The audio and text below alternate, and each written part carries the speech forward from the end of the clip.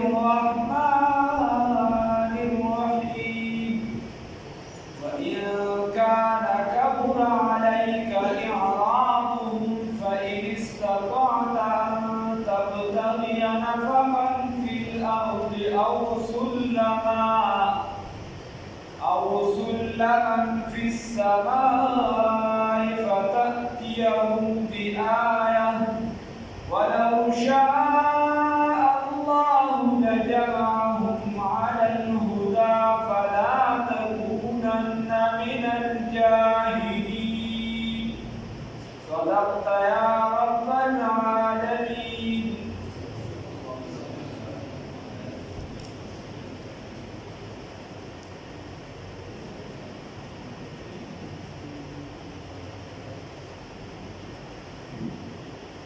محب او محبوب، محب ویلی شي د محبت کوونکي ده او محبوب ویلی شي چې د چا سره ستا مینه او محبت وي. نو کله چې یو انسان وي د چا سره یې مینه محبت ډېر زیات وي د دنیا دا قانون دی هغه دې پس خبره باندې خبرې یا څه وجې دې ورته وایي چې ستا خپلوان راسره دا کار وکړو یا او دې سړي ته د حدونه بد نه دي ویلي ستا نه خو ډېر ماته وکړي دا د حدونه خبرې ونه کړې د دې نه خو ډېرې ماته کړي دي نو هغه خبره پرون تېره شوه. الله رب العزت دوی او ستا خو تا خو تکذیب نه کړي ستا خو دروغجن نه کړي تا ته خو امین او صادق وي دا خو زما د خبرې تکذیب کوي الله ورته هغه پرون تېره شوه. بیا د میانو عاشق و معشوق رمزیز کرامن کاتبین دا هم خبرې نیست د عاشق او د معشوق په خپل منځ کې د راز او د نیاز خبرې عام خلک دې نه خبرېږي. الله پرون وی من نبأ المرسلین دا د واقعات د پیغمبرانو رالیږلي دي نو عام خلک د ډېرو خبرو نه دي خبر. بیا کله ناکله داسې چې د دې د چا سره چې محبت ډېر زیات شي نو د ده ناز او اداګانې زیات وي. نو کله ناکله دا څوک چې ورسره محبت کوي دی ورته وایي مړی ته خو په خبره نه پوهېږې تا ته خو مې سمه خبره ورته پوه نه شو ته ولې په دې پوه نه شو نو دې ورته هغه زورنه شانتې کله ناکله ورکړي نو هغه دې لپاره نه وي چې دې ما سره دا ګپ پرېږدي دې ما سره دا خبرې پرېږدي یا دا زه به دې میدان کې یوازې شم خو دا یې مقصد دی چې ته به دې خبره ښه پوهېږي. تکشان الله رب العزت رسول الله صلی الله علیه وسلم ته فرمایي وَإِنْ كَانَ كَبُرَ نور خبرې پرون تېرې شي او دا نننۍ ده الله ورته وایي داسې کار و چې کافران د قریشو د دوی چې کوم مشران د هغې وفد راغی رسول الله صلی الله علیه وسلم او رسول الله صلی الله علیه وسلم ته عرض وکړه چې یا رسول الله صلی الله علیه وسلم بس دا ناست یو دا مهامه غر دی که دا چېرته د سرو زرو شه بس موږ هم ټول ایمان راوړو او چې موږ کله ایمان راوړو نو زموږ بچي هم راوړي او زموږ نوکران هم ټول ایمان راوړي. د رسول الله صلی الله علیه وسلم زړه کې دا خواهش راوچت شو چونکې رسول الله صلی الله علیه وسلم په دواړه امت باندې ډېر شفیق په امت دعوت باندې او په امت اجابت باندې په دواړو باندې رسول الله صلی الله علیه وسلم ډېر رحمت وکړي. رسول الله صلی الله علیه وسلم زړه کې راځي چې دې ایمان راوړي خواهش خو د هغه د سرو زرو شي والله نه کوي نو هغې اعتراض هم وروستو بیا را روان دی ته څنګه پیغمبر یې د هغه د سرو زرو نه نو ولې ونه شي هغې بیا دا چې خپلې دغه دی قرآن کې خو الله ربالعزت خدای پاک ورته صفا وویل ورته وایي مختار کل ټول اختیارات چا لري دا صرف الله لري چې الله یې نه کوي نو پیر بابا به یې څه کوي چې الله څه نه کوي نو پیغمبر هم څه نشي کولی. نو یو خو ډېر د محبت د وجې رسول الله صلی الله علیه وسلم ته لږه دا خبره تیزه کړي چې هغه ما تاسې د محبت هغه اداګانې مختلف د راز و نیاز کله د اداګانو ده او کله یو ورته دا وایي چې نه ته پر دا د سړي زامن نه جوړېږي الله ربالعزت ورته وایي وایي داسې وکړه که چېرته ستا په زړه کې دا وي چې زه د هغه چې د سرو زرو قبضې نه کوم او که ته کې نو زه ته لاړ شه په دې ځمکه کې ځان له چېرته سورنګ وکړه یا اسمان ته وخېژه ځان له څېړۍ وکړه د دې چېرته څه غواړې نو دغه شان څه نښه ورته ورکړه زه داسې نه مطلب دا که ته یې کولی شو که الله نه بغیر خو نه شي کولی دا به داسې خبره تیزه کوي چې دې خبرو پسې مه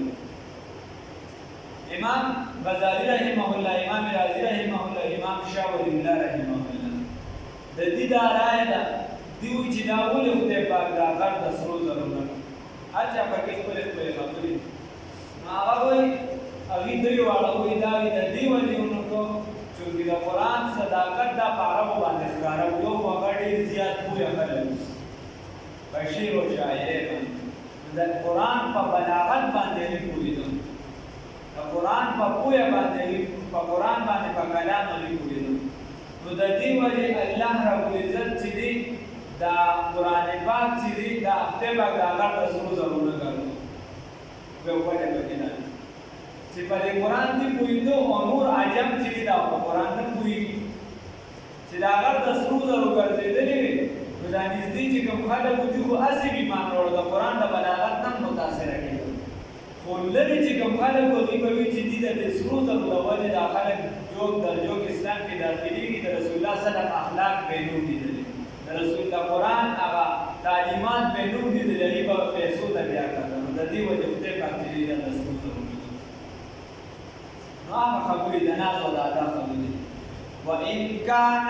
كَچَرْتَوِي كَبُرًا دَرَنَا عَلَيْكَ بَتَابَانِي وَإِنْ كَانَ كَچَرْتَوِي كَبُرًا درون ثقيل وزندار بوج عَلَيْكَ بَتَابَانِي إِعْرَاضُهُمْ مَخْأَرَوَلْ د دوی د دیننا د دې دا دین نه چې دوی مخړی دا پتا باندې ته په ډیر زیات خپه کېږي نو الله ورته وایي فإن استطعت بس کچرته طاقت وي اندازې خبرې تبتغي چې ولټوي نفقا سسورا فی الارض پزمکه کې او سلمن یا سیړې اندر پایا یا چیرینو زینا کته چرته طاقت لري اوسو اندر پایا یا زینا یا سیړې چرته ورته پونه جوړول شي او سلمن یا پونه په سماي پاسمان کې فتاتيهم بصرول ددا بیاات سنها اے فتاتيهم حتا تاتيهم بصراتوغا بدو نشانو سرا الله چې بصرول کستا طاقت زهدان ولو شاء الله قدرت وقد الله تعالی من جمعهم جمع کړی دی لرا علی الهدى هدایت باندې ولا تكونن بستمکیگا من الجاهلین دنا پویونا تو خبوی دا د اوس د محبت او د لباغ خبرې چې کله نه کله ملګري ته بیا وایي چې مړه ته نه پوهېږي په دې باندې ته خو زما سره ستا دومره وخت وشو دومره وخت موږ یو ځای وګرځېدو نو دا د مجاز مثال دی او یو حقیقي الله والله هغه زورنه معمولې ورکړي چې ګوره ته ولې داسې خبرې دي نو ابن عباس یې په خپلې معنا کوي هغه وایي ته مه کېږه د زبردستي کوونکو نه زبردستي مه کوه خور مه کوه انما یقینا فخبر دانا یستجیب الذین قبلویها کسان نو څه قبلویها کسان هغه دعوت د ایمان لره یسمعون چې دوی اورېدونکي والموتى مړي یبعثهم الله راجمدي بکي الله رب العزت بلرا ثم الیه بیا دغه الله رب العزت طرف ته یرجعون دی به واپس کولی شي